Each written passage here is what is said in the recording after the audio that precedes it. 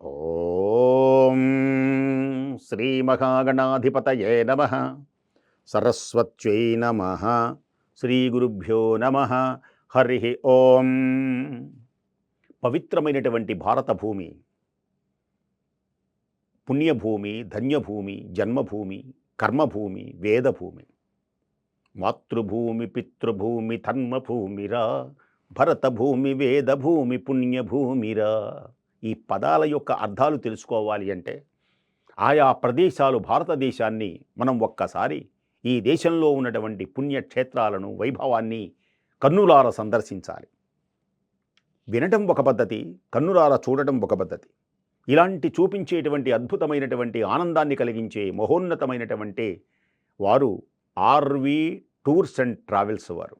అనేక సంవత్సరముల నుంచి కన్నతల్లి ప్రేమగా తన వెంట జంట ఉండేటువంటి విధంగా ఉండి మనందరికీ ఏ విధమైనటువంటి బాధలు తెలియకుండా మంచి గదులతో, మంచి వసతితో, మంచి ఆహారంతో, మంచి భక్తిగా ఏ క్షేత్రమును సందర్శించి ఏ నదులలో స్నానం చేసి ఎలా ఊడాలి అనేటువంటి తెలియచేసేటువంటి వారు మనకు చార్ధామ్ విమాన ప్యాకేజీని కల్పించారు. ఇది ఒక అద్భుతమైనటువంటి చార్ధామ్ పేరు వింటాం. గంగోత్రి, యమునోత్రి, కేదార్నాథ్, బద్రీనాథ్, అద్భుతమైనటువంటి యాత్రలు, లోయలు. అసలు వెళ్ళటమే కష్టం. ఎంత అద్భుతంగా ఉంటాయంటే ఆశ్చర్యం కలుగుతాయి, అద్భుతం కలుగుతాయి. అసలు మరల మన జన్మలో చూడగలమా అంత ఆ లోయలలో ఆ బస్సులు వెళుతూ ఉంటే, విమానాలు, ఆశ్చర్యం కలుగుతుంది. వాటిలో మొట్టమొదటగా వీరు చక్కగా హరిద్వార్ అనేటువంటి ప్రదేశానికి తీసుకొని వెళతారు. హరిద్వార్ పేరు వింటేనే మోక్షం. ఇందాక చెప్పానుగా, అయోధ్య, మధుర, మాయానగరమే హరిద్వార్. మనకు పురాణాల్లో చెప్పేటువంటి మాయానగరమే హరిద్వార్. హరిద్వార్ దేనికని?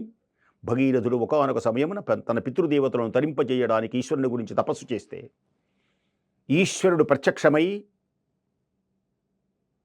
గంగ అహంకరించితే తన వేగాన్ని ఆపగలడా శివుడు అనుకున్నప్పుడు పరమేశ్వరుడు హిమాలయముల మీద రెండు చేతులు నడుములకు ఉంచి ఎడమ పాదాన్ని ముందు ఉంచి జడలు ఒక్కసారి షప్ అనలా విదిలించి గర్వాంధీభూత చేతస్కురాలైనటువంటి గంగరాకకై నిరీక్షిస్తున్నప్పుడు కదిలింది కదిలింది గంగా పరమేశు తలను తాకంగా, కదిలింది కదిలింది గంగా పరమేశు తలను తాకంగా. ధల ధల ధల ధల దూకితే ఆ జడలలో బండించి ఒక పాయను తీస్తే జుమ్మని ఎగిరి హిమాలయ పర్వతముల మీదకు వచ్చి హిమాలయముల మీద నుంచి మొట్టమొదటగా భూమిని తాకిన సుందర పవిత్ర మహోన్నత ప్రదేశమే హరిద్వార్.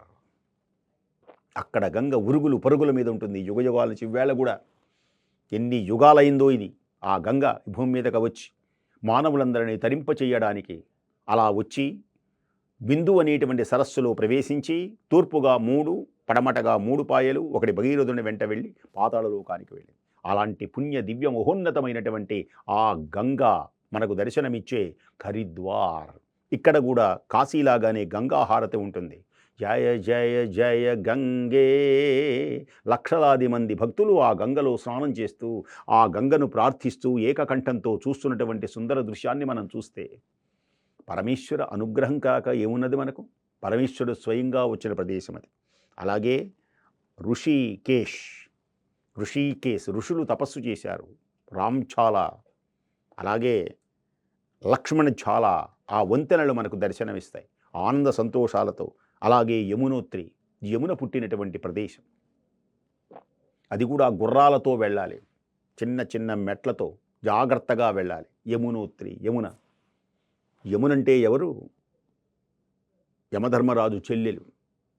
అంటే సూర్యుని యొక్క పుత్రుడు, పుత్రిక. పుత్రుడేమో యమధర్మరాజు, పుత్రికేమో యమున. ఆ యమునా నదికి ఆ కృష్ణుడికి కూడా సంబంధం ఉన్నది. ఆ యమునా నది ఒడ్డునే మనకి ఈ బృందావనం, మనకి ఇవన్నీ మనకు కనబడతాయి. ఎలా సంచరిస్తూ యమునా నది ఆ పుట్టినటువంటి ప్రదేశానికి వెళ్తాం అన్నమాట మనం. అందుకనే కృష్ణ భగవానుడు యమునా తటమున మోడులు విరిసి పూలు పూచెనవి గోపాలని మధుమురళీగానలీలా. అలాంటి యమున పుట్టినటువంటి ప్రదేశం. అలాగే గంగ ఉద్భవించినటువంటిది. గంగా అంటే చాలట. భగవద్గీత కించిదధీత, భగవద్గీత కించిదధీత, గంగా జల లవ కణికాపీత. గంగా జలమును ఒక చుక్క తాగిన, భగవద్గీతను ఒక శ్లోకము చదివిన ఇక అతనికి మరల పునర్జన్మ లేదు అన్నాడు. అంటే మరలి పుట్టుక లేనటువంటిది. అలాంటి పవిత్రమైనటువంటి గంగలో స్నానం చేస్తే సకల పాపముల నుండి విముక్తి అవుతారు. అలాంటి గంగ పుట్టినటువంటి చోటు. ఆ తర్వాత కేదార్నాథ్. ఇప్పుడు మనకి హెలికాప్టర్లు ఉన్నాయి, గుర్రాల మీద వెళ్ళొచ్చు, డోలీలను ఉంటాయి, మనుషులను కూడా తీసుకొని వెళతారు. అద్భుతమైనటువంటి ఎత్తైనటువంటి ప్రదేశం. అంబర చుంబి శరస్సరఝరీ పటల ముహుర్ముహుర్లుడద భంగ తరంగ మృదంగ నిస్వన స్వన స్ఫుట నటనానుకూల పరిఫుల్ల కలాప కలాపి జాలమున్ కటక చరత్కరేను కరకంపిత సాలము సీతశైలమున్. పార్వతీదేవి తపస్సు చేసిన చోటు కూడా మనకు చూడవచ్చు. వేణీళ్ల గుండాలు ఉంటుందన్నమాట. శివుడి కోసం వేణీళ్లు పెట్టింది. అక్కడనే పరమేశ్వరుని యొక్క దివ్య అనుగ్రహాన్ని పొందడానికి అమోఘమై శక్తివంతమై ప్రకాశించే సుందరమైనటువంటి దృశ్యాలను మన కేదార్నాథ్ ఆ పుణ్యమైనటువంటి ప్రదేశంలో మనం చూడవచ్చు. ఆనంద తరంగాలతో ప్రకాశించేటువంటి ఈ కేదార్నాథ్ ఇక్కడనే శంకర భగవత్పాదుల వారు కైలాసమునకు వెళ్ళాడని, పాండవులందరూ కూడా కైలాసమునకు వెళ్ళారని, ఈ కేదార్నాథ్ శివునికి ఆ నివాసమని మనకు తెలియజేస్తారు. అలాగే బద్రీనాథ్, అక్కడనే అద్భుతమైనటువంటి బ్రహ్మకపాలం కూడా ఉంటుంది. బదరీనాథ్ నరనారాయణులు తపస్సు చేసిన ప్రదేశం. బదరి అంటే రేగిపళ్ళు. అక్కడ నరనారాయణులు తపస్సు చేసి భూమిపై కృష్ణ అర్జునులుగా పుట్టారట.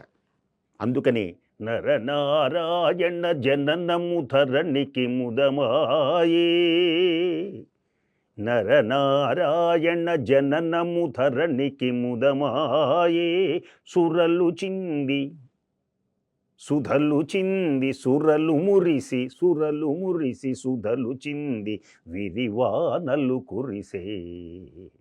అలాంటి పుణ్యమైనటువంటి బద్రీనాథ్, అక్కడని బ్రహ్మకపాలం, అక్కడని పిండ ప్రదానాలు చేస్తారు.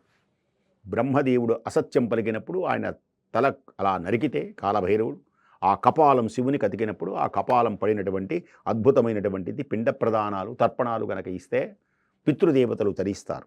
అలాగే ఉత్తర కాశీ, ఇక్కడనే విశ్వనాథ దేవాలయం కూడా మనకు అత్యద్భుతంగా గోచరమవుతుంది.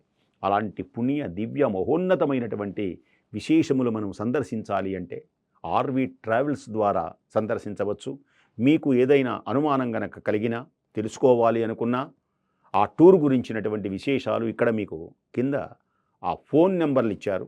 ఆ ఫోన్ నెంబర్ల ద్వారా తెలుసుకొని మీరందరూ తరించి ఆనందింపవలసిందిగా కోరుకుంటూ స్వస్తి.